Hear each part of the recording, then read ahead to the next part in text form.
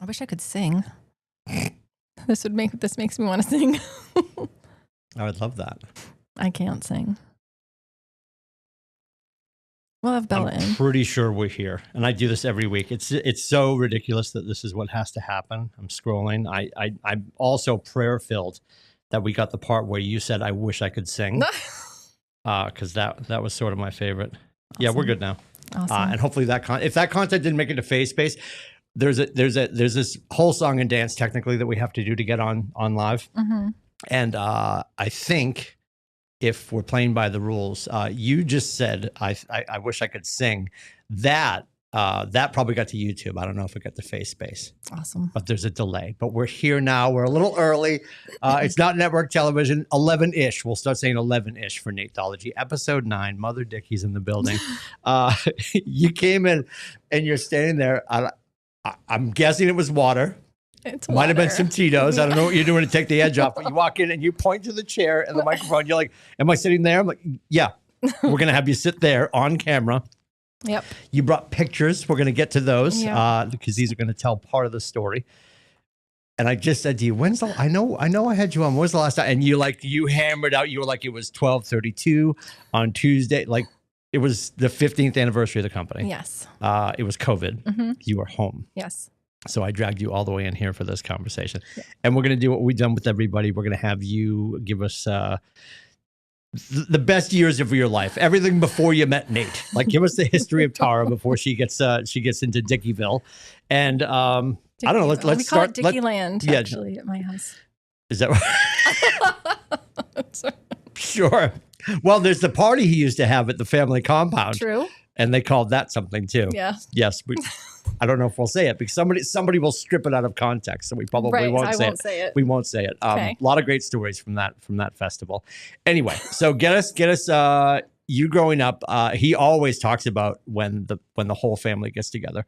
Oh yeah. It is very clear there is a Irish family, and I, as my dad would say, God rest his soul, the Italian family. Yes. Very loud and boisterous. So talk about you growing up. Okay. Where you grew up, high school, all the things. Okay. All right. And thank you for doing this. I know this is good. You're like, I would love to come in and talk anytime you want. I just don't want to do it on Facebook and YouTube. But here we are. Yeah. I think it's interesting that people might listen and want to know this. But I don't know. I grew up in Brockton, Massachusetts. And my boxer. Yes. Yep. I was a Brockton boxer. And moved to Fremont, New Hampshire when I was in middle school. Okay. So lived there, went to Sanborn Regional. High school sports, high school activities? I was not very athletic. I did do a couple sports. I, played JV basketball. Okay. I did track, which was hysterical. Okay. I picture women's soccer. I can see you like absolutely taking, like you were just getting riddled with red cards. No, I didn't do that. I did student government. Okay. Lots of clubs. That tracks. Stuff like that. Yeah. Now, what's funny, and we'll get there. We'll get to the short people in the Dickey household at some point, even though Quinlan's really tall. Yes. You did say before we started, might be there, might not be there. You wish you could sing. So we'll definitely have to talk about her singing at some point. But anyway, so all right. So I did a lot of, I just kind of did a bunch of little things, I played the flute and I was in student government. I was class president one year. I lots of nonprofit work, did a lot of volunteering, that sort of stuff. Yep. Went to UNH. What did you study there? I had a major, women's studies and communications major, double major. Okay. So did that. Where are you working after school? In high school? No, after UNH. Oh, after. I was like, after high school. Yeah. In high school, I worked at Market Basket. Love it. The bucket. More for your dollar, kid. Right? Yep. Live and kicking lobsters. Yep. Worked at Where did you work? Were you the fishmonger? No. Oh. I was like, oh my God. No. I mean, that would be perfect because Nate loves a good seafood tower. But it's like, that's why he loved her. She smelled like calamari. I couldn't help myself. Yeah. No. And access to discount fish. Yeah. Yes. In college, I worked at Market Basket. I worked at a bank.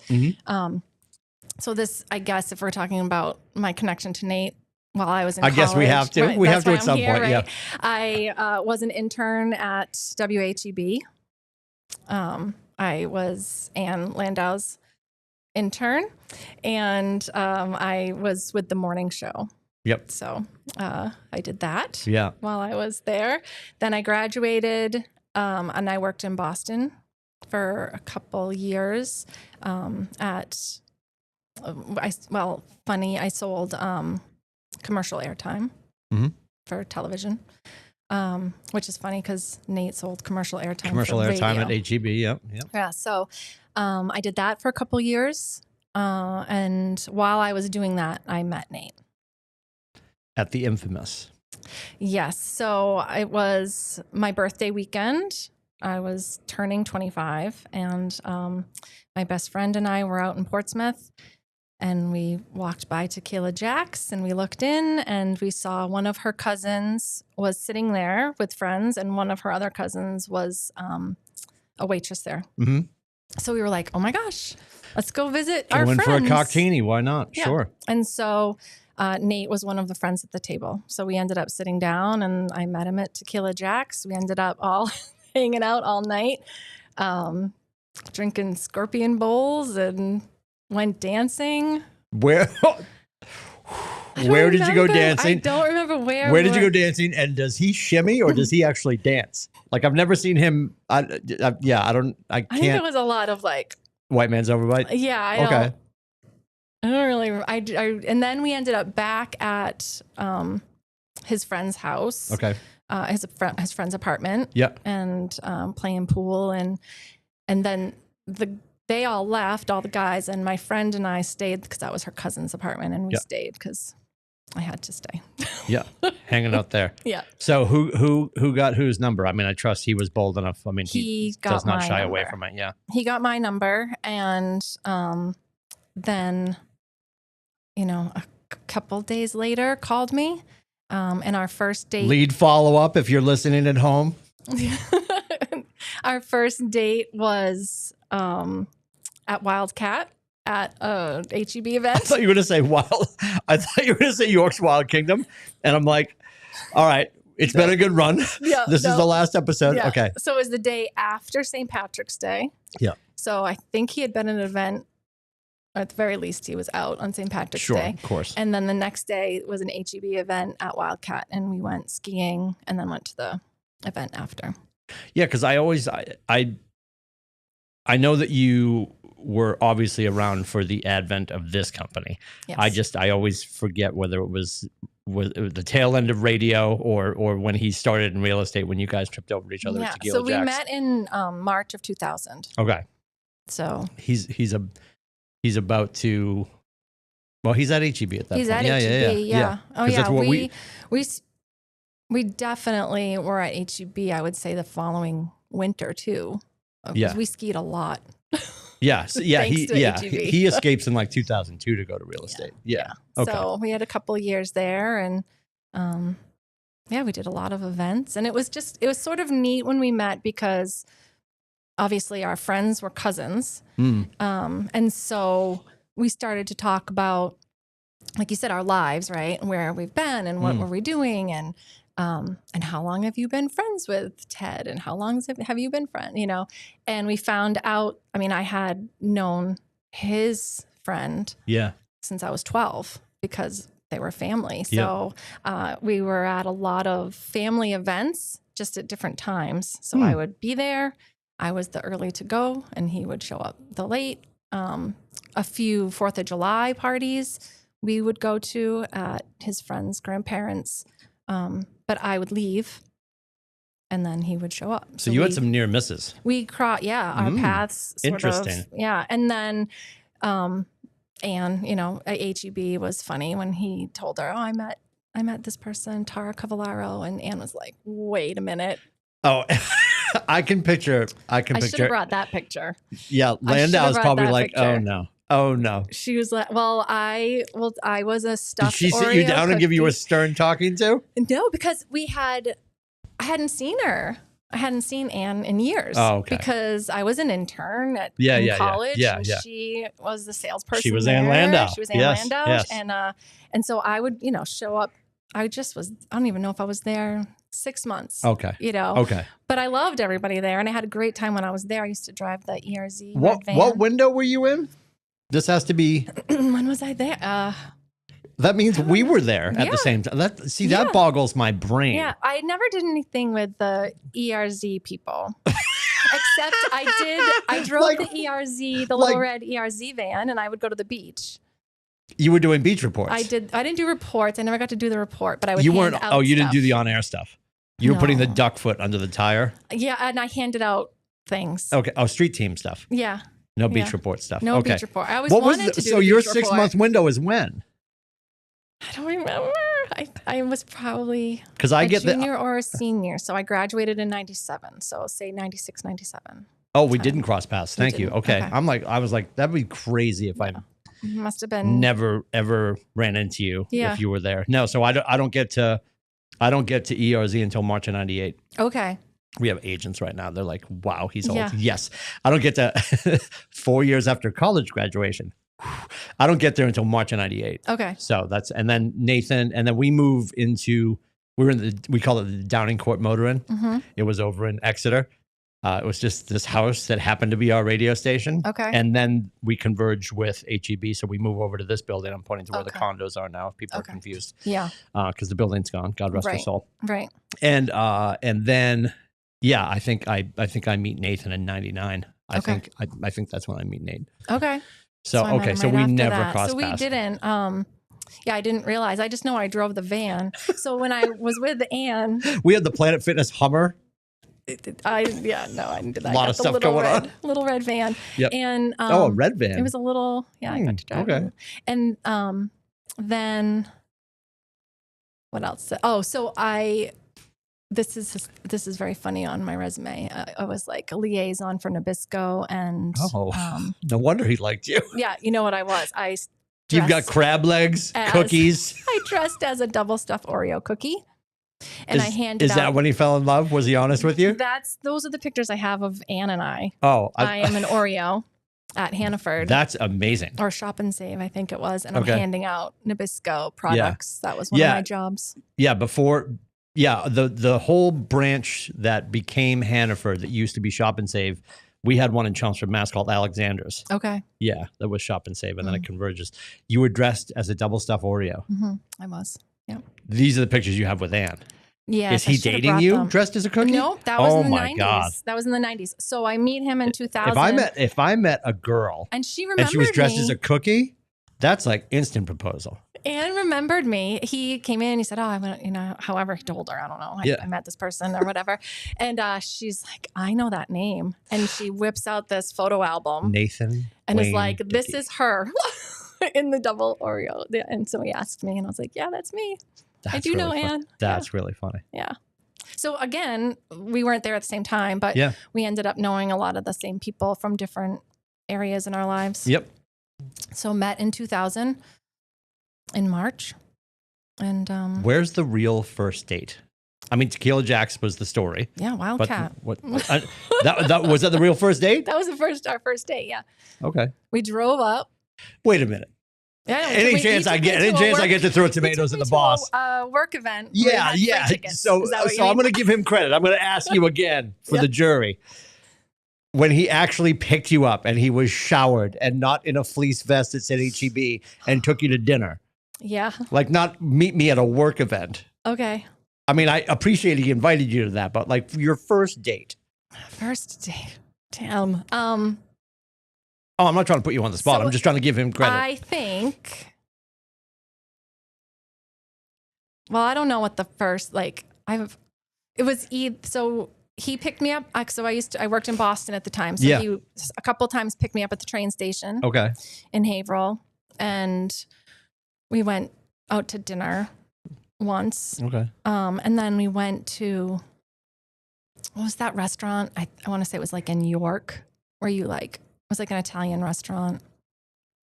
And you brought your own bottle of wine. It was very Okay. It was cute. Anyway, we went there. Okay. I remember that was one of the Well, first you're talking about dates. Wildcat. There was clearly a spark there. Yeah. So the level of positivity, the drive behind that really stirs the soul. Yeah. Okay. Yeah. And then yeah, I don't know what else you want to know. So that was it. We met at Tequila Jack's. We went to Wildcat. We went out, and then we were together for a long time. I did a lot of steak nights at Kelly's Row, and Sure. we did a lot of that stuff. I don't know. It was my mom was sick at the time, so my mom passed away in August. So I met Nate in March. My mom passed away in August, so it was kind of a crazy first year or two. Yeah. Just dealing with all that stuff. Yep. Being 25 and like sort of finding this like, oh, this is so fun, and we're doing all this stuff, and then to have that hit, to have that happen. Well, the Florence Nightingale effect can kick in with either sickness or somebody passing, and that can be a moment where somebody appears to be a great person because they're just in the shit with you. But like obviously, the way he showed up there has not stopped, right? Right. And he proved himself. So at what point do you realize like, okay, I'm not just dating this guy anymore. Like this is serious. This might be something. We might have short people together at some point. I think we both knew early. Yeah.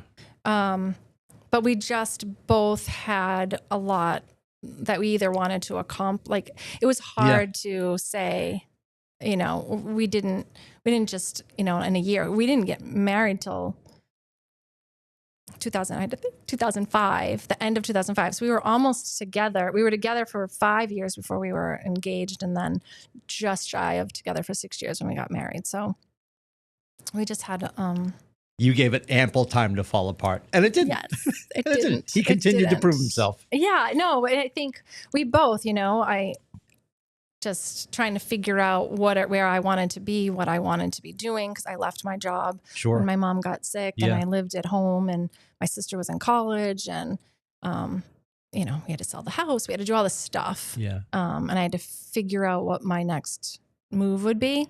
So I had a lot of little jobs that this was not what I want to do, but I needed to work and needed money. So I did a bunch of little things.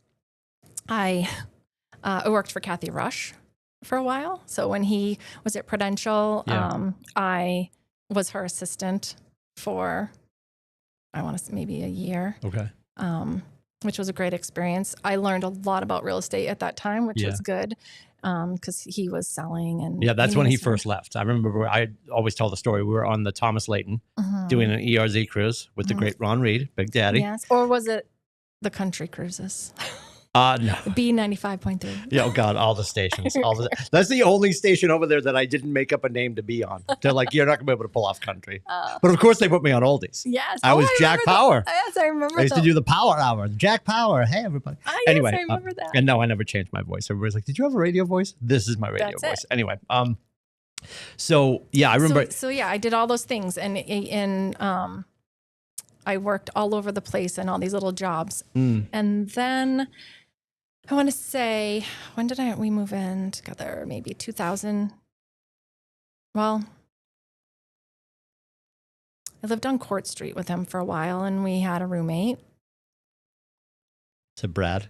No, Brad was not our roommate. Brad lived down the street. Brad was not our roommate. Ted was his name, Nolte. We called him the dude. He was the cook at Kelly's. Yeah. And so we lived there together for a couple years. I probably moved in, I should know these things, but I don't, like 2002, 2003. Okay. Probably that was when we decided we were, let's see if this is real. Yeah. So it was like a couple years of, I don't really have a career and I don't really know what I'm doing. And he's like, I think I'm going to go sell houses, and working a lot of nights. We were both working, nights and weekends. I was, I worked at the Rosa. I was a hostess there for a while I was at Prudential. But that's when I moved in with him around 2002-ish, I think. And that was probably when we were like, okay, if this is going to be real and this is going to work, then we have to meld our lives. Because up to that point, we were dating, but it was very much together like, a bunch, but still not together. like, oh, I have to do all of this stuff and you have to do that stuff. And oh, I'll see you Friday, And so we were like, no, let's see if this is real. Yeah. So yeah. And then, what's the approval process with your dad? Like, when did you, I love that expression. My dad. Yeah. What? Well, it was a weird time. So yeah, obviously. Yeah. So it was probably a little different. I think he just, he just wanted to know that he was a good guy. Yep. That he was kind and a good worker, and he'd take care of you and made all happy, the good things. all those things. Yeah. For sure. So at this point, you guys, when do you get to Cushing? 2000. Is it 3 4? Or? Oh, that's 4. Okay. 2004 or 2003. November. It was November. I want to say November 2003. I guess. One of the probably the most telling things about the person that he is that you guys were on Cushing all of that time. 2-bedroom, right? Yeah. It's my favorite house. And it was the two of you, the kids. Mm-hmm. At one point, an aunt moved in. Yes, no, maybe, yeah, right? That was a lot. And I'm going to remind everybody the math: 5 people, 2 bedrooms, right?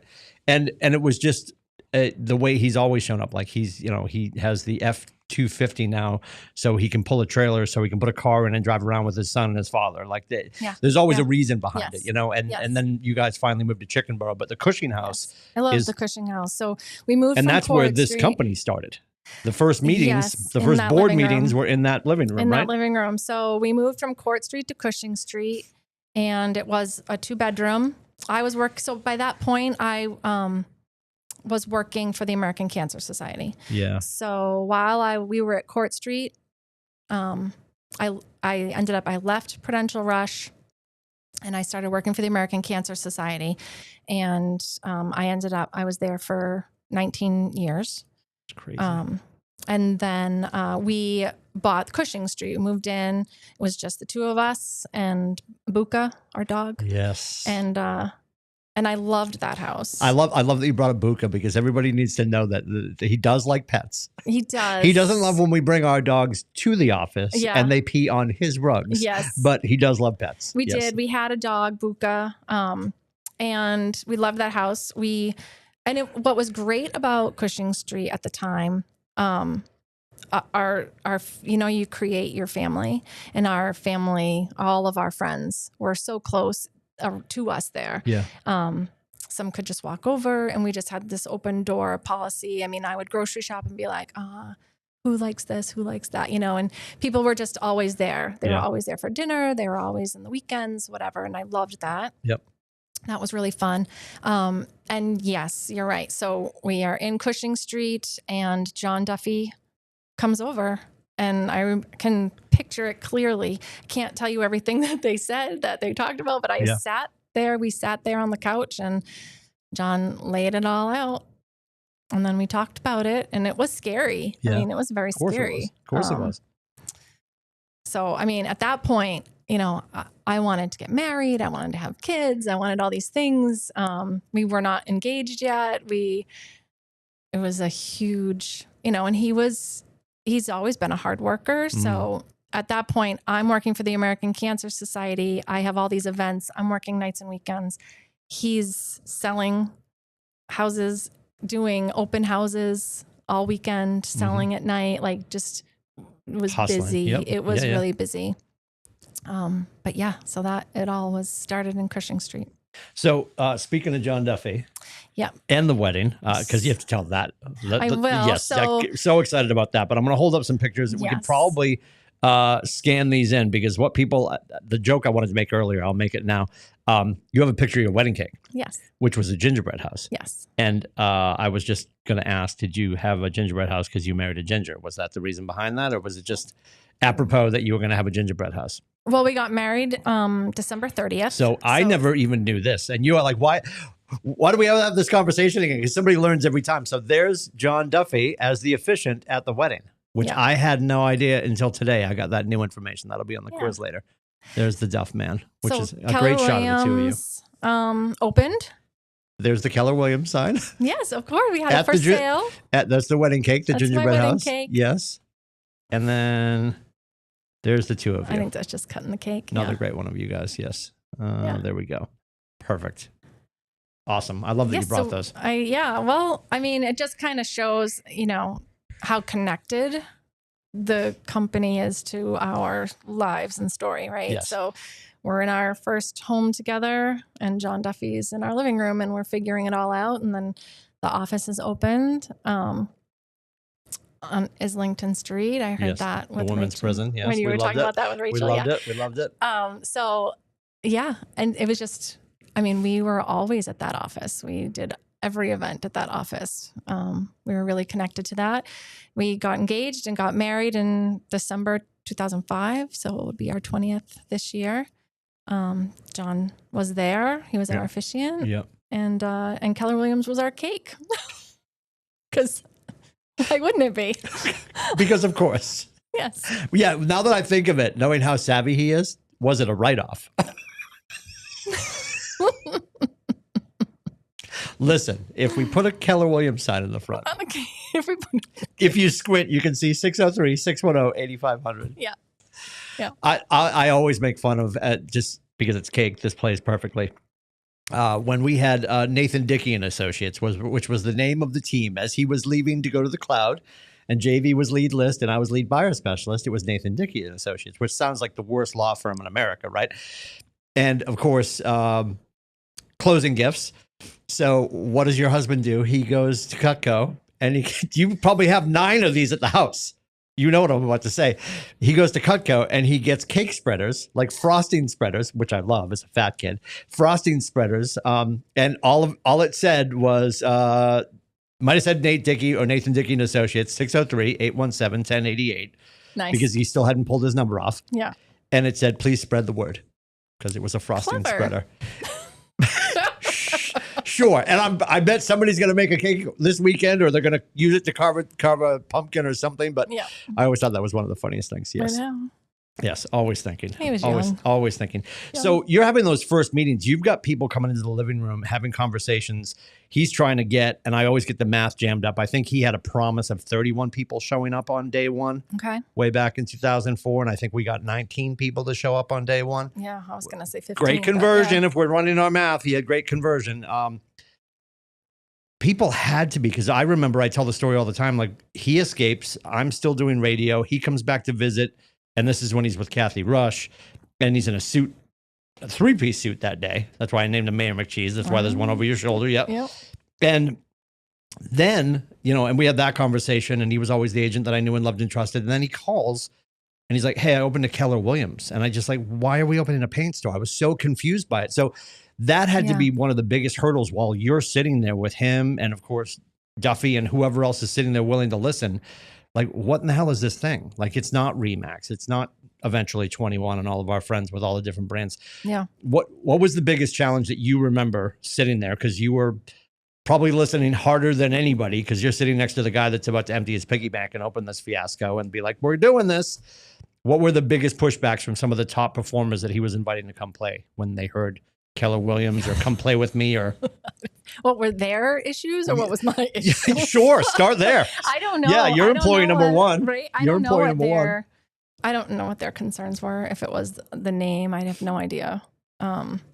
Probably just change, Yeah. The unknown, the unknown of it all, and the whole setup of it, and how you just.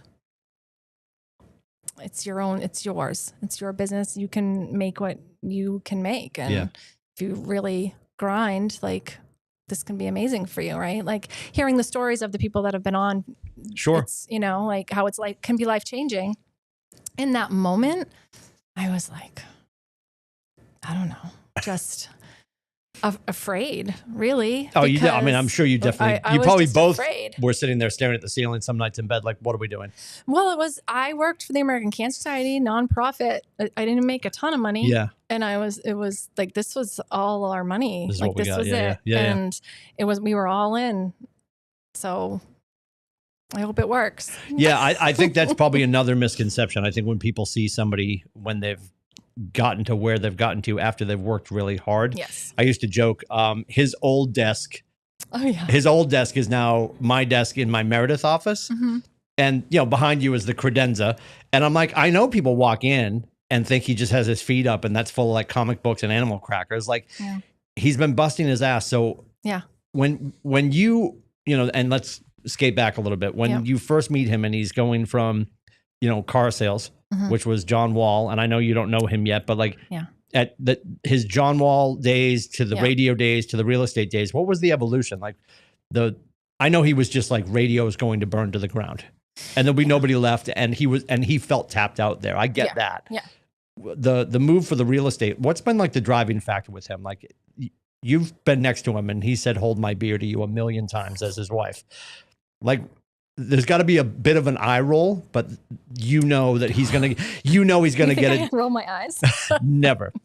You know he's gonna get it done because you've seen him do it time and time again. So what would you say is the one quality that he has that keeps showing up? That makes you sleep okay at night. Not perfectly, but okay at night. Determination. He's determined. And he just, if he has a goal, I don't want to say it's one thing. Do I say it's one thing? You know, what is it that you want to accomplish? How do you want to get there? And just always finding a way. Yeah, and he's the king. He's the king of FITFO. Figure it. Figure it out. He'll figure it out. And finding the right people to help him get where he wants to be, but also so that they can get where they want to be. Because if they can do it with him, then it just elevates all of us. So. Yeah, I'd probably say this at least once a week on the Quick Start. Like and Gary's probably going to watch this later because he's a huge fan. This is a great product. Keller's a great product. There, I rolled my eyes. I should have done that. Keller is a great product. Our version of it is wildly different because the person that owns the company is somebody who he truly, and nothing against good old Kathy Rush, but like he was leaving there because he felt, and I say this all the time, if we're screwing up as a company, if you feel like you can touch the sides of the balloon, like if you feel professionally or financially inhibited, there's something wrong. And I know he felt a little handcuffed in that environment and he always wanted something more. So like his mindset with this thing at 463 is like, can I create the environment that I wish I had when I was a kid, when I was an agent? You know, so I always say like, if you're looking for something, we probably have it. You just haven't found it yet. So call me or we're working on it. You know, and that's the building thing for him. Cause then we move here. And then all of a sudden it starts to domino. Like when he's coming home and saying, "Hey, we're gonna go grab Chickenboro. Hey, we're gonna go grab North Conway." I mean, like, what level of gulp? Let's go take a ride. What do you think? What are your feelings on Colebrook? I've got this guy in Southern Canada. His name's Joey Sweat. Sounds like a professional wrestler. Like, honestly, let's take a ride. Okay. Where are we going? What are we looking at? Let's take a ride. Oh, is that Pig Latin for we're about to buy another building? Yeah. Ish. Okay. Yeah. So actually, my aunt lived with us when we moved here. Okay. Yeah. So my grandmother passed away. My aunt was in a spot. And by that point, yes, we had 2 kids that were sharing a bedroom, which I loved and they loved, and it was fine. Sure. I'd love for them to reenact that now. You put Quinlan and Isabel in the same room now. I don't think it would go that well. No, but when we first moved to Wolfboro, they missed each other. Yeah. They missed being in the room together. Yeah. And then we had this little tiny, like, I guess it was kind of a dining room. It was sort of a playroom when the kids were little, and we just threw a bed in there. But yes, he was like, "Yep, what do we need to do? Of course, she can come here." Sure. And we'll figure it out. But that was all happening while this was happening. So sometimes we would just come here and walk around in the silence. Yeah. just to regroup and be like, okay, it's all right. Yeah. It's going to be all right. Yep. It's going to be great. Yeah. It's going to be great. Hold my beer. It's going to be great. Yeah. So, we're there now with the kids. So when do the kids chronologically fall into the conversation, and how does that add to the frenetic energy of the household and the life? Gosh. Well, I think, what you said before, it's people don't remember. My kids don't remember because when you're little, you don't see anything else but your own life in Sure. itself, right? So Quinn was born in 07 and Bella was born in 09, and both at Wentworth Douglas. We were, so I was in labor with Bella and I couldn't find Nate. He wasn't answering his cell phone, which is also funny because I was just about to say He was in Texas with Gary. no, he wasn't in Texas, but I couldn't get in touch with him, and I don't remember who was this. You were already at the hospital, or you were about to pop? I had an appointment. They walked me to Wentworth Douglas. Okay. And they were like, "Yep, it's happening." And so I called, and then someone was at the front desk. It was a new person. We had some transition at the front desk. It wasn't anybody that I knew at the time. And they were like, "Oh, I'll take a message." I was like, "No, this is why." Like, it was just, and then through the phone, I hear Brad. And I was like, the big brother nobody asked for. Is Yes. that Brad Kelly? And she was like, yes. And I was like, I need to talk to Brad Kelly. Yes. Words I never thought I would say. I love you, Brad. I love you. Yeah. But yeah, he was like, what's up? What are you having a baby? And I was like, I yes, am. actually. I am. And he was like, okay. Find my husband. Our biggest piece of production is about to happen. Yeah. He's like, all right, I'm on it. I'll find him. Amazing. Yeah. So it's all intertwined. Everything's intertwined. Leave it to Brad. Right? Yep. But I was thankful for him that day. Well, I love that he's just in the background. He was probably half a building away, and you could still hear him because he's just that loud, which in the moment was a blessing. Yeah. Always a blessing. Yeah. Awesome. So Quinlan comes along, Isabella comes along. Yes. And again, I'm got and you're my still events. American Cancer Society, knee deep in that. And and I doing all the my things. meetings were at night, because that's when your volunteers are free. My Sure. meetings were at night, and my events were on the weekends, and people are doing fundraisers that I need to attend. Yeah.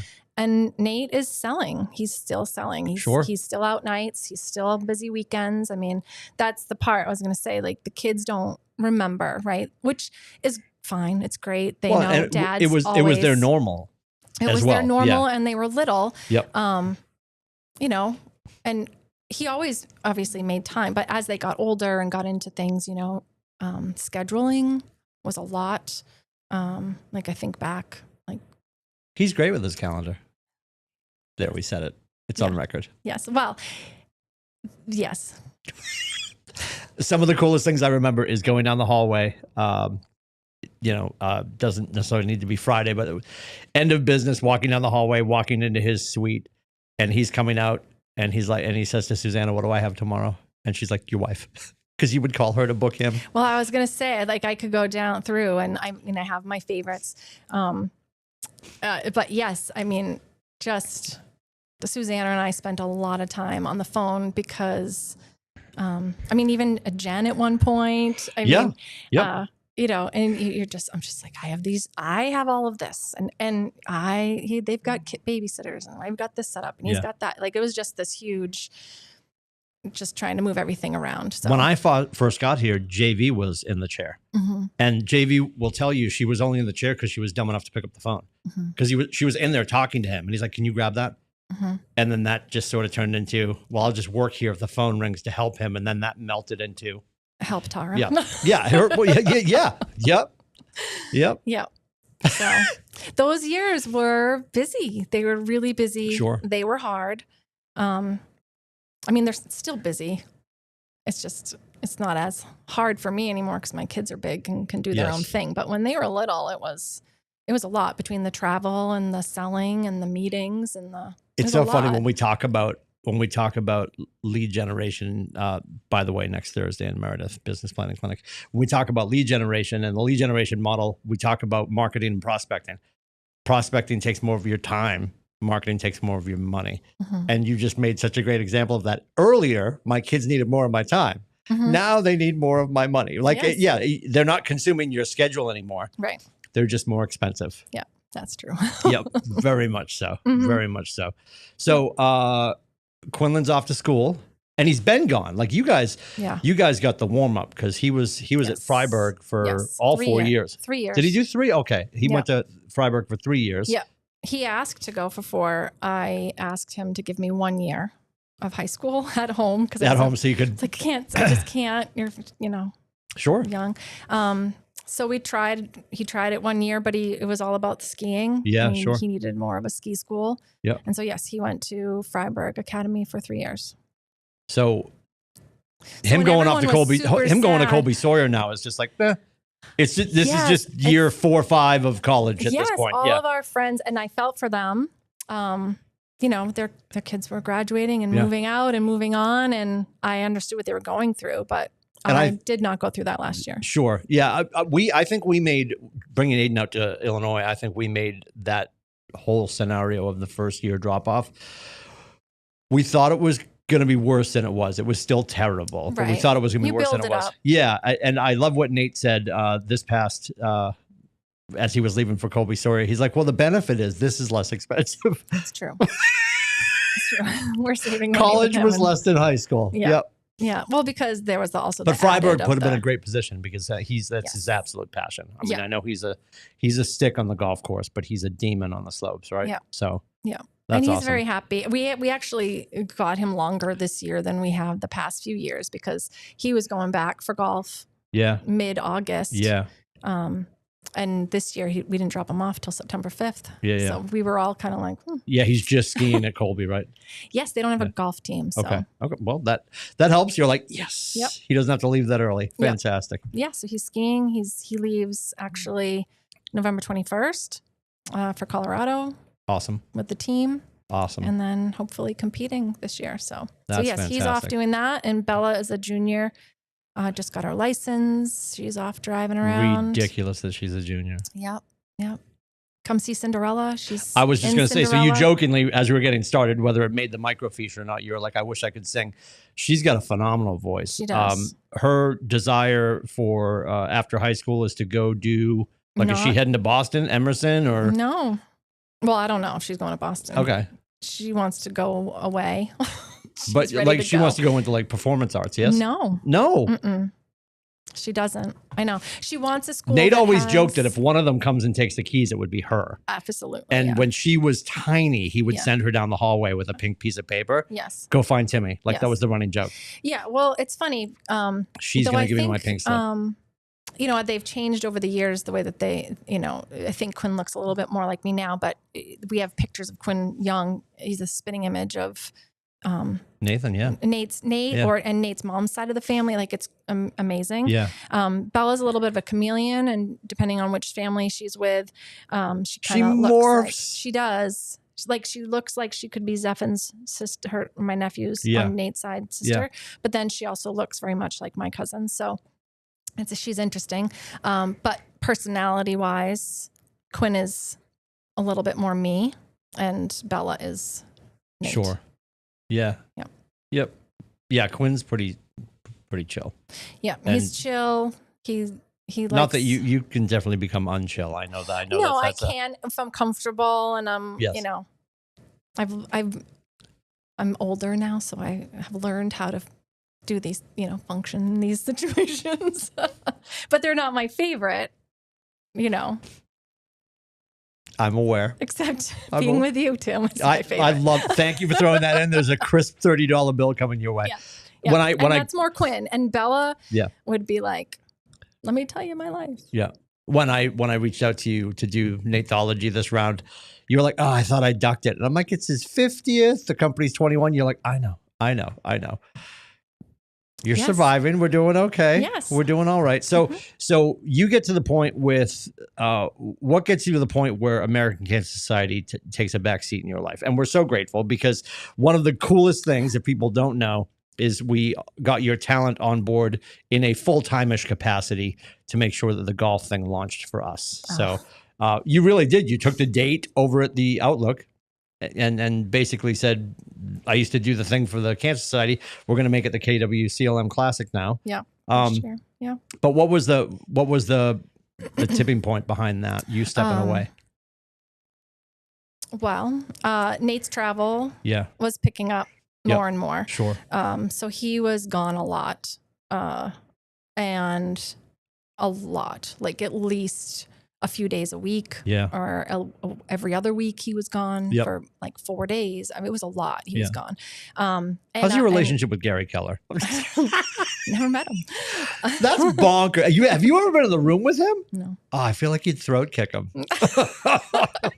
Do you realize how many minutes you've gotten out of my husband? Right. Yeah. So he was just traveling. It was just, and I had gone from full-time to part-time to try to help, because the kids were still young, and they were young, but they were getting to the point where they wanted to do things. Yeah. And so we had I called her a babysitter, but she was kind of like a little nanny. She would pick them up after school, bring them to all their activities. I just felt like, I had gone from full-time to part-time so that I could be with them, because I was dropping them off at daycare and babysitters constantly. Yeah. And then he was gone and we were always shuffling. And so when I went to part-time, that helped a little bit. And then, they were just getting involved in things, and I wanted to be able to focus on them and help them do the things that they wanted to do. Yeah. And it just was really hard to work for a nonprofit that most of my work with my people was after work hours, not during the day. I had to do the American Cancer Society stuff during the day, but then the volunteer stuff was all after work and the weekends, and I just couldn't do it anymore, especially with him gone all the time. And so we decided together that we were able to make the change. Yeah. Strangely, we made the change, and I had 1 year of being able.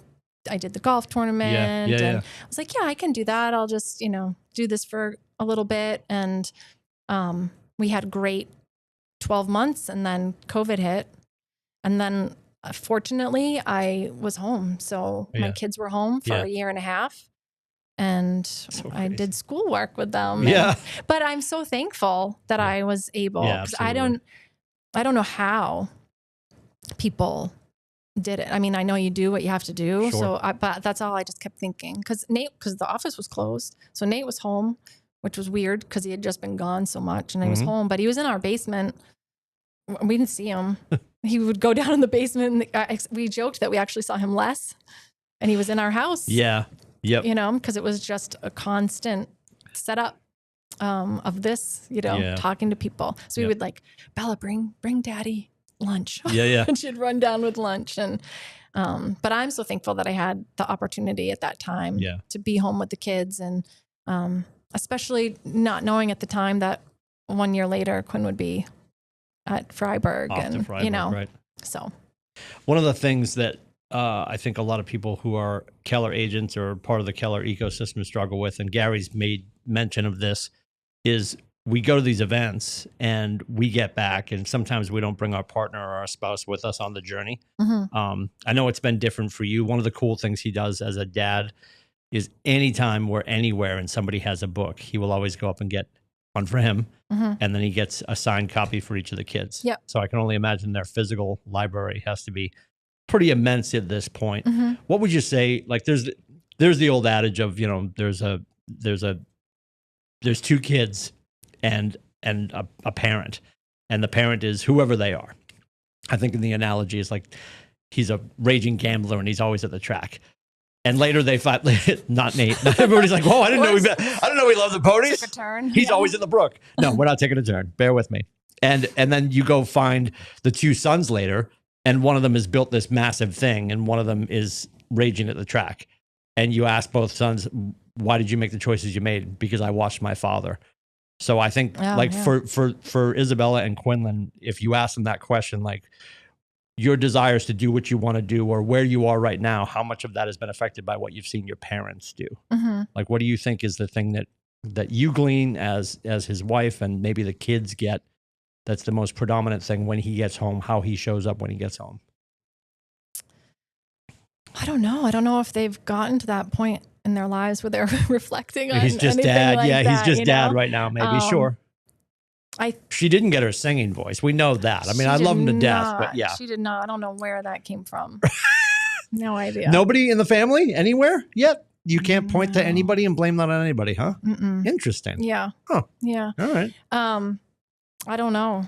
I don't know. I hope that they look back and think, I mean, they don't remember. I don't think they remember a time when we weren't there. Sure.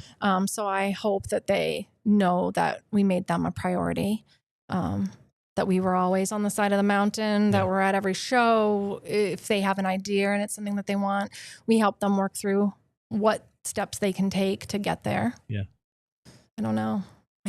For you with, you know, the years fly by. We joke as a staff, and I always say to like Kaylee and JV, you know, it's Labor Day, and then before we know it, it's gonna be Pi Day, and then before we know it, it's gonna be the post-holiday party, and then it's Red Day. Like there's these big markers in the KW calendar, and it's flying. And I know I'm at a certain age, and with kids, everything's moving so quick. Yeah. What is the part of the year or the thing on our calendar that might be intrinsic to just us that you enjoy the most? Like I know the eyebrow just shot up. I know that you would. That I enjoy the most. Yeah. I don't know, Tim. I mean, I guess the event, and it could have been a one-off where you're just sort of sitting there like, we built something pretty freaking cool. Yeah.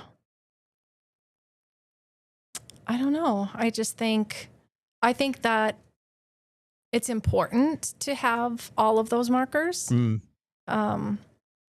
I don't know that one is more important than the other, because it's sort of building a tradition. Yeah. You know, all the traditions for your family. I think I do love Pi Day. I don't always get here for Pi Day. It's his favorite. But I know it's his favorite. And I love the beginning of Pi Day. So I don't know if you know, Pi Day started as turkeys.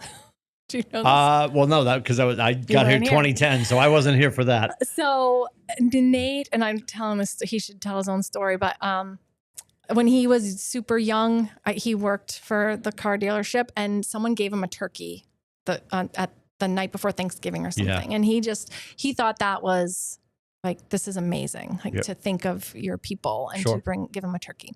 So that was number one. That first year, he could not wait to do that, to give a turkey to everybody. And I won't say that I didn't mention that maybe he shouldn't do this. But he just was so excited about it, because all he could remember was how it made him feel. Right? But as me thinking and planning, I had a turkey already by Wednesday, the day before Thanksgiving, right? Yes. But he did not want to hear it. So I don't remember how many people, but he bought a lot. Where are we going to keep 560 turkeys? You have no idea. Oh, it was the night before Thanksgiving, and we gave all these turkeys, and people didn't want the turkey. And then they were like, what am I do with this turkey? Where am I going to put this turkey? I had turkeys in refrigerators and in neighbors' refrigerators. We were going to all kinds of places trying to give them turkeys, you know, like whatever, food pantries. And they were like, yeah, we can't take that right now. Like, we're thank you, but no, that's frozen. That'll be good in a week. The night before Thanksgiving. And so I remember that, and it was still great, and it was wonderful. And we had all these turkeys, and the thought was there, and the feeling was there. And then we went to pies. Because you can always take a pie. You can always have a pie. But I love that. I love how it started. I love the reason it started. I love that, you know, 1,000 pies come here. And, you know, I have picked them up in the past and brought them here, which I loved being a part of. Bella's favorite is to come on Pi Day, and she loves it. Deal with all the humans. Yeah, it's fun. So I love the idea and the tradition of Pi Day. Even COVID, we did a weird parking lot. We were driving them. Well, we did. We dropped them off at houses. We dropped them off at offices. You could go in and say, "Can you deliver it?" Yep. And we were set up on the parking lot. I had Janine to take the day off from work. Yep. So she could drive me around. Yeah. And I remember being on the back of somebody's porch, like somebody's back deck, and the ring went off. And they came on. They're like, "Can I help you?" And I'm like, "Yeah, Tim Lindsay from KWCL. I'm dropping off your rhubarb pie." Like, "Oh, hey, Timmy." I'm like, "How's it going?" Yeah. I thought that was so fun, and I thought that was really That was cool. That was a super cool year. That was a Driving them cool around year. was a super cool year. Yeah. It was awesome. Yeah, and bringing everyone together. So I like Pi Day. Probably your most favorite. Yeah. Okay. Yeah. But I think it's all important because a lot of companies don't do any of these things. No, 1,000%. anymore. Yeah. You know, Yep. so to have these opportunities, if you want to be part of it all, you can be. Yeah. You know. Yep, absolutely. Yeah. Before we escape, I'm not gonna. I do not have the authority, and I fear for my life, and I respect Goodness. Kaylee way too much. Okay. But a friendly reminder: Pi Day is the Wednesday before Chicken Giving, Mhm. so that's Wednesday the 26th, I believe, Mhm. because my wife is her birthday is the 28th, which is Friday. Okay. I have that committed to memory. Okay. What I can tell you is our award ceremony Okay. is the third Thursday in January, which is the 22nd this year, Okay. and it's not in Manchester. No. That I can Do tell you. I know that? Where is it? You know that it's not in Manchester. I Okay. can't tell you now. Oh, you can't? These things are on. I Okay. can't tell you now. Okay. Maybe when we cut the mics, I'll tell you. All right. I missed last year's. I had pneumonia. Of course. So Of I missed course. last year's. Of course. You know what we didn't tell? I do want to, we are going to skate back real quick. You have to tell the honeymoon story. Oh, And I know people Tim. right now are like, Tim. oh, dear God. You have They're to, though. like, oh my You have to gosh, know, is because she now, done now I'm talking? looking at the gingerbread cake and I'm wondering if that caused it. I'm just kidding. I'm just kidding. I'm not going Aw. to disparage. I'm sure it was wonderful. What happened? People have to hear this. And Do they? I think it's amazing. I think it's I don't know what happened. There's a lot of theories, but the wedding. That's all at Church Landing. so we get married at Church Landing, December 30th. There's a huge snowstorm, ice storm. It was beautiful. We the next day we were flying. We were going on a cruise. So we flew while we're at the wedding. In fact, I think it was Anne that came up to me at the wedding and was like, "You have to cut the cake." So funny. Nate was sick as a dog at our wedding. He was fine, and then all of a sudden he wasn't fine, and he was out back throwing his guts up. Yeah. And I had to tell Brad, "Go." Was he pregnant at the time? You can be honest. Go get Nate. Like we have to do these things. Yeah. Tell him to stop puking. We have to finish getting And married. I think this picture. Well, that's it. Yeah. So he's so sick right there. Now, And- what's interesting is most people you'd be like, oh, he looks pale. Yeah. But I share the same affliction as we are pasty white Irishmen. So you can't really tell there if he is pale or not. He was like, "Do not," without moving his lips. Oh God, I have to see these cufflinks. Is it Star Wars? Yeah, do not feed me the cake. Do not feed me the cake. Because he's probably looking at food thinking, nope. Yep. Nope, I'd rather eat my eyelashes right now. Yep. So he was super sick. Next day was New Year's Eve. He pulled it together New Year's Eve. He seemed to be okay. He rallied for drinks. He of did. He course he rallied. did. And then the next day we left.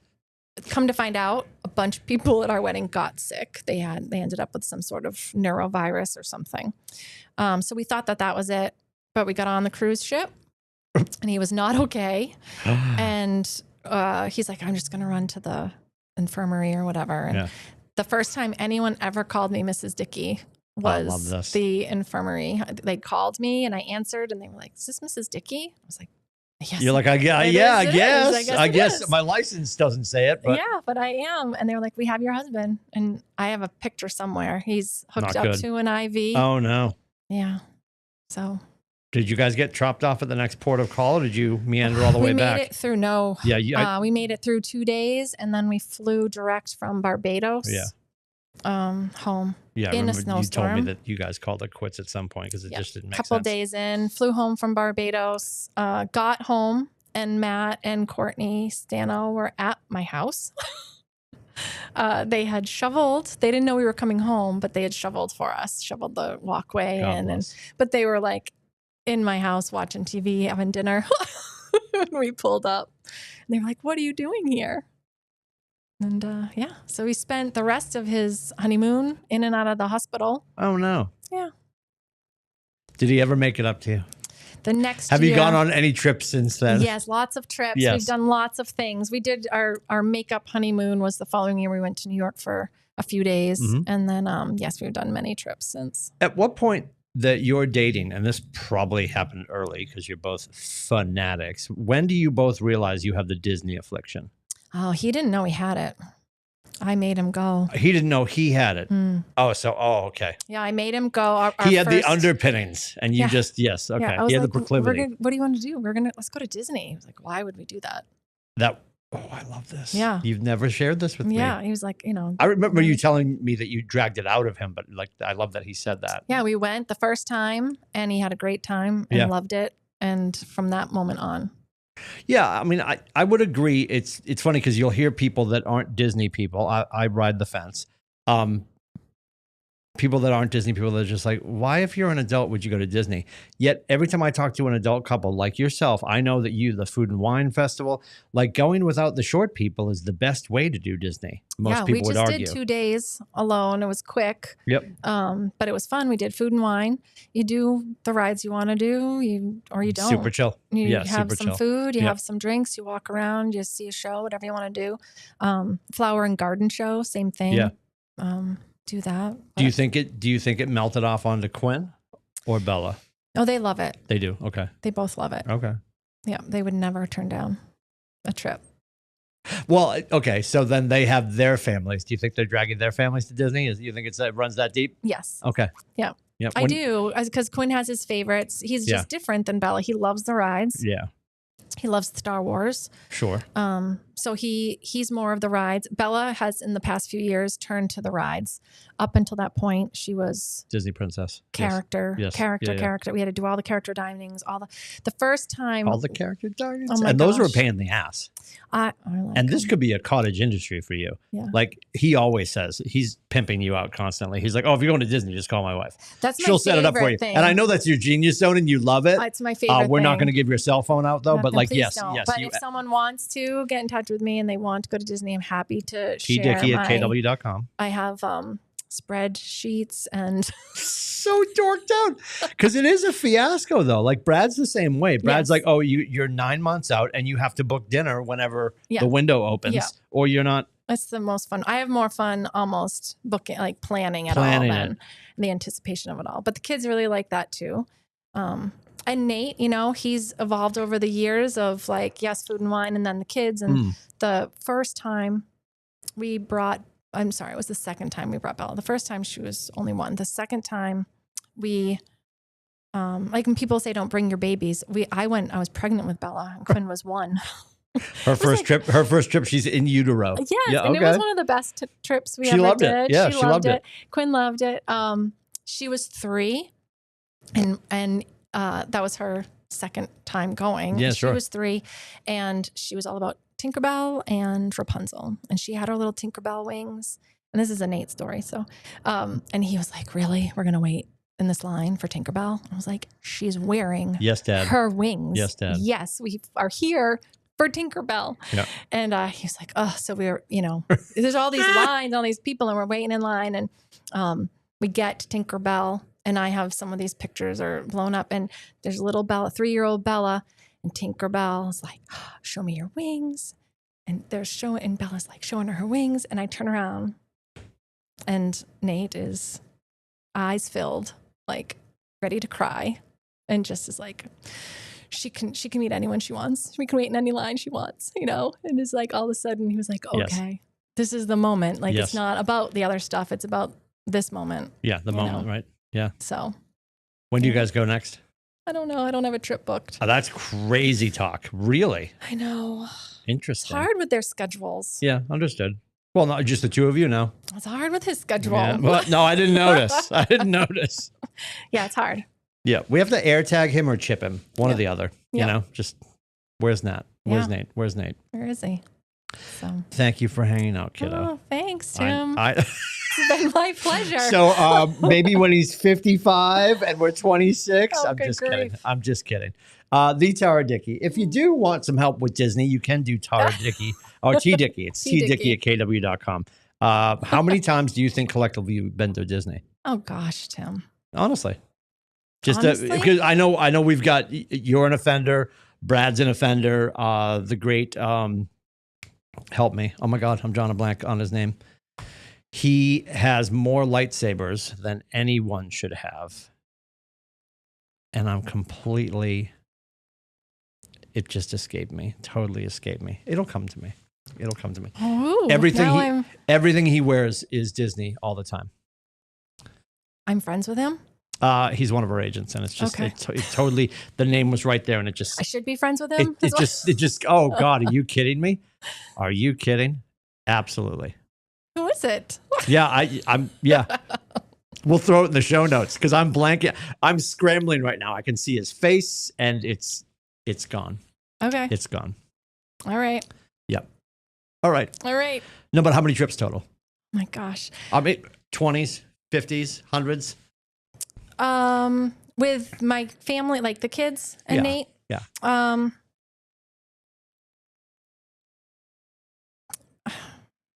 Maybe 15. Maybe. Your whole life? I don't want to think. Okay, so Nate and I went. Like, did your family go every year? No. Okay. No, okay. I went 3 times as a kid, which is probably normal and good. Sure. Nate and I went before we were married. A couple times. I went when I had Quinn. I don't know. All of the times. Yes, we were going every other year for a while when they were little. It was like every other. Yeah. So Walt Disney or Disneyland? We've been to Disneyland twice. Thoughts on that? I think it's great to do, and there's some different things, and I recommend it, but you kind of leave thinking, I have to go to Disney World now. Oh. It's just not as big and not as much, but they have unique things. Like they have Cars Land, which is phenomenal. Do you think there's any credence to, I've seen this and I just don't know because I'm not as deep as you are. There's a old wives' tale that it's Disneyland because it's LA. I know it's Anaheim, but it's Disneyland LA and Disney World ORL. Interesting. Yeah. I've never heard that. Somebody said that. And I'm like, is that actually a thing or are we making that up? Or is that a thing? Maybe it's an old wives' tale. I figured you would know. No, I've never heard that. I think it's World because it's Boyd Watkins. It just came back. You've never met Boyd Watkins. If you ever see Boyd Watkins in the wild, okay, he is actually when he's setting the standards with his clients, he's like, if you don't like me wearing Disney, we're not going to work out. I love him. If there's a collared shirt, it's got Mickey on it. If it's a T-shirt, it's got Mickey on it. And his rule is with the kids, if Boyd has his boys, if the family's with them and the boys say, Dad, can we go to Star Wars? Can we build a lightsaber? He's like, once I get inside the gates, I am incapable of saying no to my family. So he's like, everybody gets a lightsaber every time we go. Wow. Yeah. When he checks in on the Zooms from the home office, that's awesome. Yeah. He might be deeper than Nathan and Bradley combined. Yeah. He'd give him a run for Nate their money. does have a lot of lightsabers.